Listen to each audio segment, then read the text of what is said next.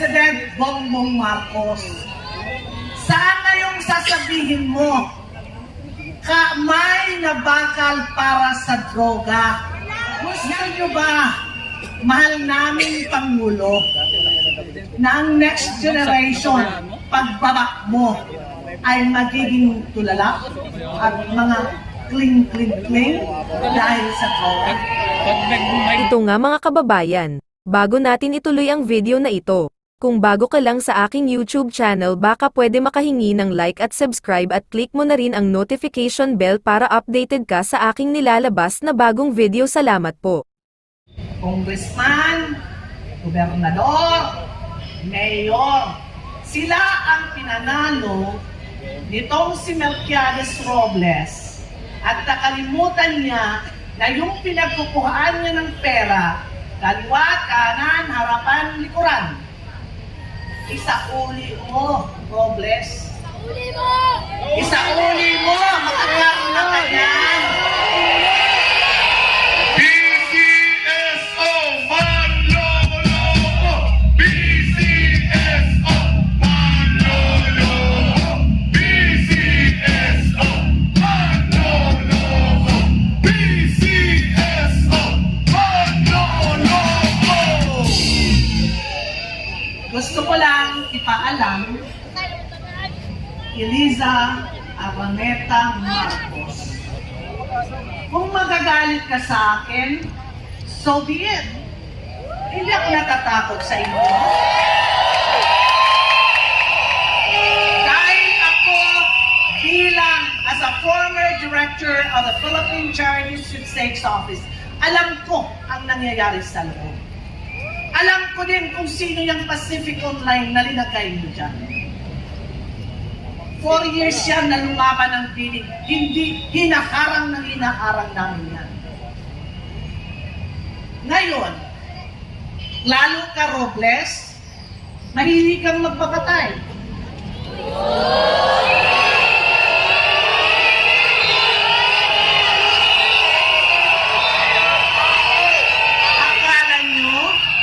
Akala mo, may takot ako sa'yo? Ni Katiting, wala akong takot sa'yo.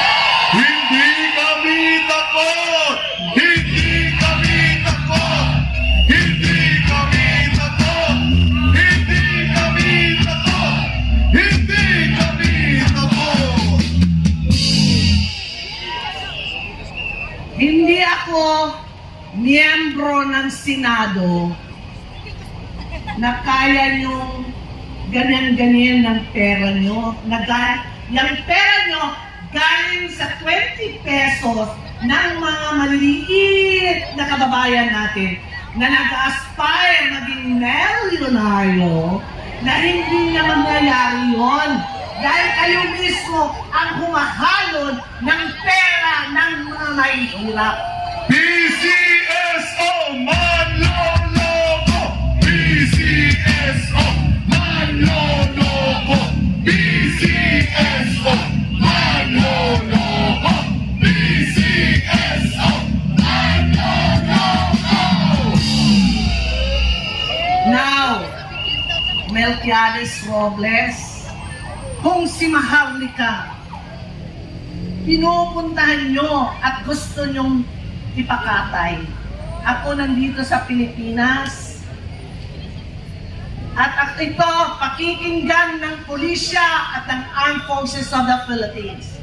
Pag may mangyari sa akin, kayo, ikaw, Melquiades at Liza Araneta Marcos ang mananagot at kinatin mo.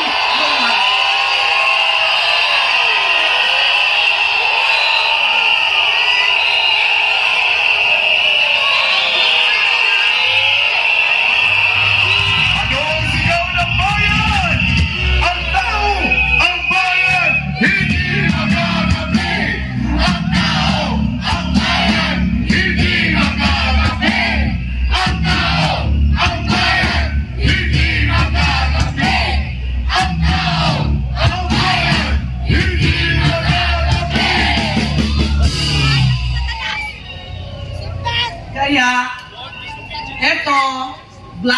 ko na rin at the same time dito sa Philippine National Police sa Manila na kung may mangyari sa akin, kayong tatlo lang ang pwedeng hanapan ng bayan at ng pamilya ko. Kaya, wag na wag ka, Robles. Marami pa akong bala sa'yo. Iisa-isahin ko yan.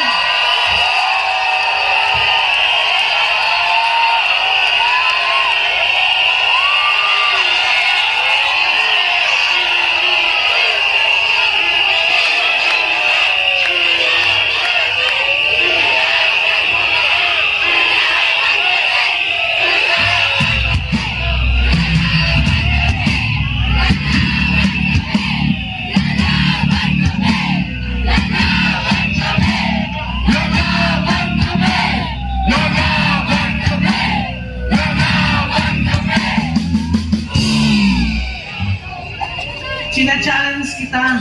I'm challenge you, Melquiades Robles. Kasama ng amo mo. Ipatawad niyo ako kahit saan. Pupunta ako. Basta tayo lang. Walang mga security. Tayo lang, haharap ako sa inyo. At iisa-isahin ko sa mukha nyo ang pagdurugas nyo sa sambayan ng Pilipino. Mel Robles! Mandurugas! Mel Robles! Mandurugas! Mel Robles! Mandurugas! Mel Robles!